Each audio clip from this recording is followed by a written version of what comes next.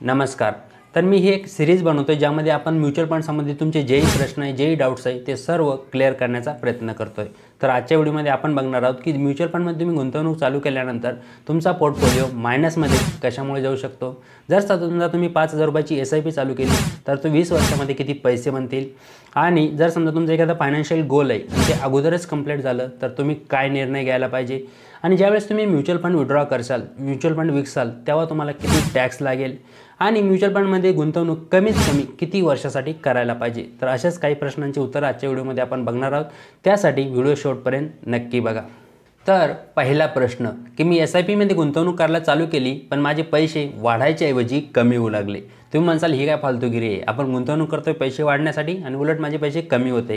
तर असं होऊ शकतं. मी तुम्हाला माझंच एक्झाम्पल देतो. तर मी 2022 मध्ये इन्व्हेस्टमेंट करायला चालू केली होती म्युच्युअल फंडमध्ये. तर 2022 ते एप्रिल 2023 म्हणजे जवळपास 1.5 वर्षे मला 0% रिटर्न भेटले होते. म्हणजे एकही रुपया माझा वाढला नव्हता जेवढे पैसे मी इन्व्हेस्ट केले होते. उलट माझा पोर्टफोलिओ -5%, -10% सुद्धा मायनस झाला होता. म्हणजे मी जेवढे पैसे भरले त्यातून सुद्धा पैसे मायनस झाले होते. असं म्युच्युअल फंडमध्ये सुद्धा होऊ शकतं. मी तुम्हाला निफ्टीचा चार्ट दाखवतो जे तुम्हाला स्क्रीनवर तुम्ही बघू शकता. तर 2022 मध्ये निफ्टी 18,200 रुपयाला होता आणि 2023 मध्ये सुद्धा निफ्टी 18,200 रुपयाला होता. म्हणजे निफ्टीने सुद्धा 0% रिटर्न दिले होते. तर असं होऊ शकतं. पण त्यानंतर या 7-8 महिन्यामध्ये मागच्या मार्केट खूप ग्रो झालं आहे आणि यामुळे माझ्या म्युच्युअल फंडमध्ये आता सध्या 28% रिटर्न चालू आहे. तर ही रिटर्न मला 7-8 महिन्यात भेटली का? तर बिलकुल नाही. जी मी लगातार मागच्या 2 वर्षापासून गुंतवणूक करतोय त्यामुळे ही रिटर्न दिसते आहे. म्हणून जर समजा तुम्हाला पोर्टफोलिओमध्ये 1-1.5 वर्ष 2 वर्ष रिटर्न दिसली नाही तर बिलकुल घाबरायची गरज नाही. जर तुम्ही चांगल्या म्युच्युअल फंडमध्ये गुंतवणूक केली असेल तर 1-2 वर्ष तुमचा पोर्टफोलिओ मायनस जाऊ शकतो पण त्याचे रिटर्न तुम्हाला नक्कीच भेटतील. जसे माझा पोर्टफोलिओमध्ये आता 28% रिटर्न चालू आहे तसेच तुम्हाला सुद्धा नंतर रिटर्न दिसतील. दुसरा प्रश्न, जर समजा तुम्ही 5000 रुपयाची SIP चालू केली तर 20 वर्षामध्ये किती पैसे बनतील. तर हे तुम्ही कोणत्या म्युच्युअल फंडमध्ये गुंतवणूक करणार आहे आणि तुम्ही तुमचे पैसे कधी विड्रॉ करता, त्यावेळेस मार्केट क्रॅश झालेलं आहे की मार्केट वरती गेलं आहे, तर यावर हे अवलंबून आहे. आपण एक्झाम्पलसाठी मानून घेऊया की तुम्ही इंडेक्स फंडमध्ये इन्व्हेस्टमेंट केलेली आहे आणि तुम्हाला इंडेक्स फंडमध्ये 15% रिटर्न भेटले.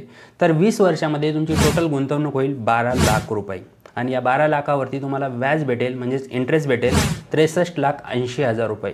म्हणजे 20 वर्षानंतर तुम्हाला 5000 रुपये SIPची टोटल व्हॅल्यू मिळेल 75,80,000 रुपये. हे 5000 रुपयाच्या SIPनी 75,80,000 रुपये तुमचे 20 वर्षानंतर बनतील. नंबर 3, जर समजा आपलं फायनान्शियल गोल अगोदरच पूर्ण झालं तर काय करायला पाहिजे. मी तुम्हाला एक एक्झाम्पल देऊन सांगतो. समजा तुम्हाला 10 वर्षामध्ये मुलीच्या लग्नासाठी 10 लाख रुपयाची गरज होती. तर तुम्ही काय केलं, 4000 रुपयाची SIP चालू केली आणि तुम्हाला माहिती होतं की या 4000 रुपयाची SIPनी 10 वर्षामध्ये 10 लाख रुपये बनतील. तर काय झालं, त्यावेळेस मार्केट चांगलं ग्रो झालं, तुम्हाला जास्त रिटर्न भेटले आणि तुमचे 9 वर्षामध्येच 10 लाख रुपये पूर्ण झाले. तर अशा वेळेस तुम्हाला वाटेल की अजून 1 वर्ष वेळ आहे, तर मग मी 1 वर्षामध्ये अजून पैसे वाढतील तर पैसे काढू की नको काढू. तर माझ्या मनानुसार मला असं वाटतं यावेळेस तुम्ही पैसे 9 वर्षामध्ये सुद्धा काढून घ्यायला पाहिजे. कारण 1 वर्षानंतर तुम्हाला पैशाची गरज आहे आणि नंतर 1 वर्षानंतर मार्केट किती वरती जाईल किंवा किती खाली जाईल हे कोणीही सांगू शकत नाही. त्यामुळे तुम्ही ते पैसे काढून घ्यायला पाहिजे आणि फिक्स डिपॉझिटमध्ये ठेवायला पाहिजे, जेणेकरून तुम्ही 1 वर्षानंतर तुमचं काम करू शकता.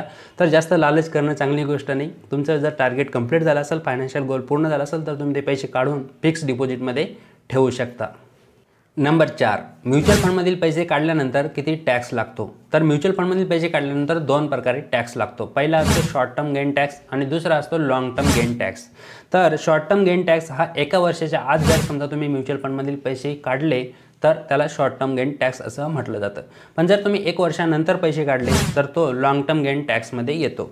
तर शॉर्ट टर्म गेन टॅक्समध्ये म्हणजे 1 वर्षाच्या आत जर तुम्ही पैसे काढले तर तुम्हाला 15% टॅक्स लागेल आणि जर तुम्ही 1 वर्षाच्या नंतर काढले तर तुम्हाला फक्त 10% टॅक्स लागेल आणि तेही 1 लाखाची सूट आहे. जर समजा तुम्हाला 1.5 लाखाचा प्रॉफिट झाला असेल तर फक्त 50,000 वरती टॅक्स लागेल, 1 लाखावरती एकही रुपया टॅक्स लागणार नाही. तर हे क्लिअर झालं. जर शॉर्ट टर्ममध्ये जर विकले म्युच्युअल फंड तर 15% टॅक्स लागेल आणि लॉंग टर्ममध्ये 10% टॅक्स लागेल 1 लाखाच्या वरती. नंबर 5, म्युच्युअल फंडमध्ये कमीत कमी किती वर्षासाठी गुंतवणूक करायला पाहिजे. तर हे अवलंबून आहे की तुमचं गोल काय आहे, तुम्ही कशासाठी पैसे इन्व्हेस्ट केले. पण तरीसुद्धा तुम्ही म्युच्युअल फंडमध्ये इन्व्हेस्टमेंट करता, तुम्हाला नाही माहिती कशासाठी करतोय, पण तरीसुद्धा कमीत कमी 5 वर्षासाठी तरी म्युच्युअल फंडमध्ये पैसे इन्व्हेस्ट करायला पाहिजे. यापेक्षा कमी वेळ असेल तर म्युच्युअल फंडपासून दूर राहिलं चांगलं. मी इक्विटी म्युच्युअल फंडबद्दल बोलतोय. पण जर समजा तुम्ही म्हटले की मला जास्तीत जास्त किती वर्षासाठी करायला पाहिजे, तर जास्तीत जास्तीची काही लिमिट नाही आहे. तुम्ही 15 वर्षासाठी करू शकता, 20 वर्षासाठी करू शकता, किंवा आता जसं गावाकडे लोक लेकरा बाळांसाठी मुलांसाठी जमीन घेऊन ठेवू शकता. पण जर समजा आपण शहरातले लोक काही नोकरी करतात तर इथं आपण जमीन तर नाही घेऊ शकत, एवढी आपल्याला सॅलरी नाही आहे. पण तरीसुद्धा असं मी मानू शकता की मी 100 रुपये 500 रुपयाची SIP करतोय आणि माझ्या मुलासाठी करतोय. तर हे मी त्याच्यासाठी समजा एक जमीन घेऊन ठेवतोय, बरोबर. तर हे मी तेव्हाच विड्रॉ करायला सांगेल मुलाला जेव्हा तो रिटायर होईल किंवा त्याला खूप पैशाची गरज येईल. त्याच्यासाठी मी हे 500 रुपयाची 100 रुपयाची SIP चालू करून ठेवतोय. ही मी माझ्यासाठी नाही, मुलासाठी. म्हणजे तुम्ही पुढच्या पिढीसाठी सुद्धा म्युच्युअल फंडमध्ये गुंतवणूक करून ठेवू शकता. हे तुमच्या मनावर आहे, तुम्ही 15 वर्षासाठी करा, 20 वर्षासाठी करा, किंवा पुढच्या पिढीसाठी सोडून जा. हे प्रत्येकाचे विचार आहे. तर जास्तीत जास्तवर काही लिमिट नाही आहे, पण कमीत कमी 5 वर्षासाठी तरी गुंतवणूक करायला पाहिजे. तर आशा आहे तुम्हाला आजचा व्हिडिओ आवडला असेल. व्हिडिओ आवडला असेल तर व्हिडिओला लाईक करा आणि शेअर करा तुमच्या मित्रमैत्रिणींसोबत, फॅमिली मेंबर्ससोबत, जेणेकरून त्यांनाही फायनान्स रिलेटेड थोडीशी माहिती मिळेल आणि तेही स्वतःच्या पैशाला ग्रो करायला विचार करतील आणि ते नंतर तुम्हाला धन्यवाद देतील. आणि तुम्हाला पुढचा व्हिडिओ कुठल्या टॉपिकवर बघायला आवडेल तेही मला कमेंट करून सांगू शकता. आणि असेच फायनान्स रिलेटेड व्हिडिओ बघण्यासाठी चॅनलला सबस्क्राईब करा. चला भेटूया एका नवीन व्हिडिओमध्ये. खूप खूप धन्यवाद.